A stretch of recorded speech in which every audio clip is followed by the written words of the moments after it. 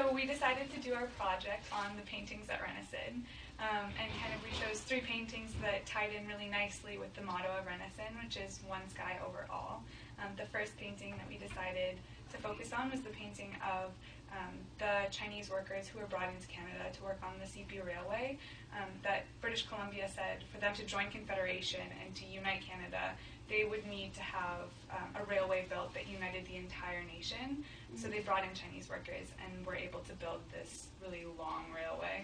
So when you're looking at the picture, it's a very long picture, and basically the feeling you get when you look at it is it's very sad, because when you're looking at even the people and their postures and like bent over and like a lot of physical labor happening, you can just get the sense of how hard they were working and like how they were feeling in that type of situation. Yeah, it looks very kind of grim and very like devoid of color and devoid of texture. There's no really harsh lines or anything. Everything's kind of very smooth, a little bit muted. It looks almost like it's a watercolor painting. Like it's very dull. Yeah. It's a very dull painting, and it really gives you the sense of what was happening at the time and kind of the overwhelming like sadness around what was going on. In the background you can see these big imposing mountains that they would have had to either build over or through, and it would have been very dangerous and very physically taxing. And you can see that they've painted those mountains as being very kind of dark and very ominous, hovering over everybody while they're working. Definitely, sure. Yeah. And the second painting is The Sphere de Ptolemy by the late 18th century French artist Louis-Briand de la Tour. And the painting basically depicts an armillary sphere by Ptolemy, which was basically, it was a device used by ancient civilizations to kind of map the path of the sun around the earth. And the painting itself is like, it's black and white in Renison, and it has like a really metallic kind of dull texture to it. But the painting is so like intricate and so elaborate and detailed that you want to like, you feel inquisitive and you feel kind of curious as to what the purpose of the device is. And especially for the ancient civilizations, it was really important because it helped them kind of show the passage of time, and it helped them map like the geographic landmarks around the earth, like the equator and the 2 north and south poles.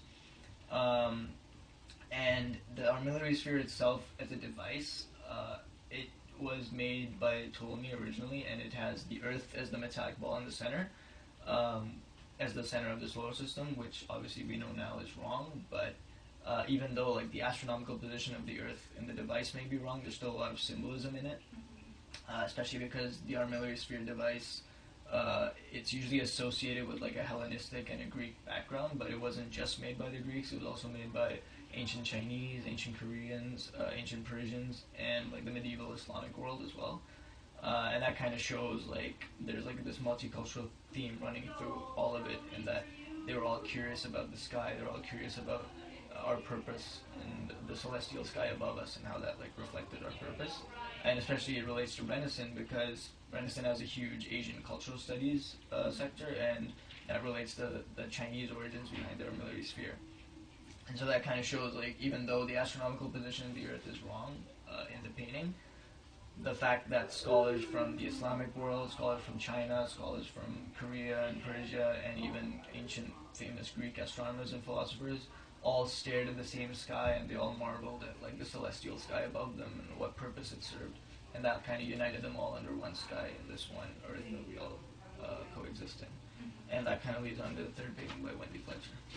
Yeah, so the last painting by that we did by Wendy Fletcher that's located in the Renison Welcome Room is actually quite a sharp contrast between the other pieces of art we chose.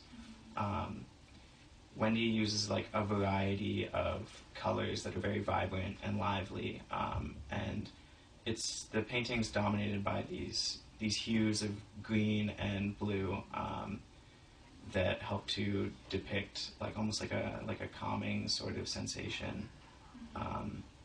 But she also uses a variety of other colors to depict like a night sky, which is black, and there's also these like gold flecks that signify the stars, and throughout the painting there's also these these spots of white and red which give it almost like a Jackson Pollock kind of feeling to it. yeah, and she also makes use of texture a lot, so you can tell that if you like look a little bit closer, the like brush strokes, like there's a body of water that she paints towards the bottom that has these large sweeping brush strokes that I think kind of convey movement. And then also near the middle of the painting, in between the sun and the moon, it's almost like a transition, almost looks like a twilight with these purples. There's these smaller brush strokes. And I think that these really help to convey like almost like a meaning of like transition or movement in the painting.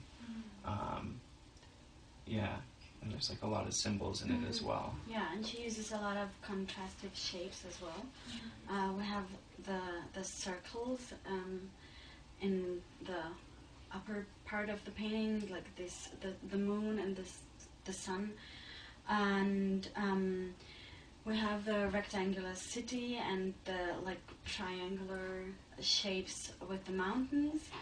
And this reminds me of Kandinsky, a German expressionist, and Wendy Fletcher stated herself that she's most directly influenced by those expressionists.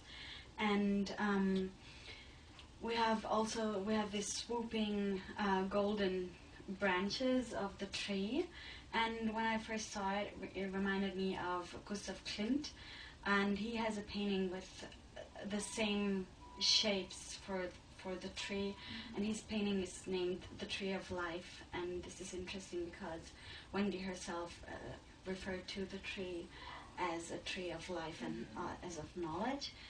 And then we have the golden rectangular bands on the upper and lower part of the painting. So there is a lot of different shapes in this painting as well. And it was very interesting. It fits the motto very well because we were wandering around Renison and searching for paintings, and we saw this without knowing its title and without knowing anything about it, and we chose the painting, and actually it has the title is the Renaissance motto. Yeah, so we actually were able to ask Wendy some questions, and we thought we would just insert a clip of that. Well, so the school's motto is Sed Quellum Solum, which is one sky overall. So the name of that painting is One Sky. So it basically what I tried to do, now it's got a little joke in it, which is that there are no people in it. Now that's awful, isn't it? But there are no people. I call it inside my head laughingly the 5 days of creation, because I think in perfect harmony, we're gonna, like with the humans, that's a hard thing, we work toward it. So I did the painting using Renison colors. So Renison has an approved Pantone palette, which are a variety of greens that we can use. So grass green to blue green is basically what our colors are. So I wanted to use all the greens, and I wanted to communicate wholeness, the whole thing, the story from top to bottom. So we've got the underwater, the earth layer, the night sky, the day sky, rainbow, hope, but there are no human beings in it, which is something I don't know if you noticed looking at it. A lot of my paintings don't have human beings in them, some do, but not all. So it's designed to be a vision of the one sky, like a world living in perfect harmony.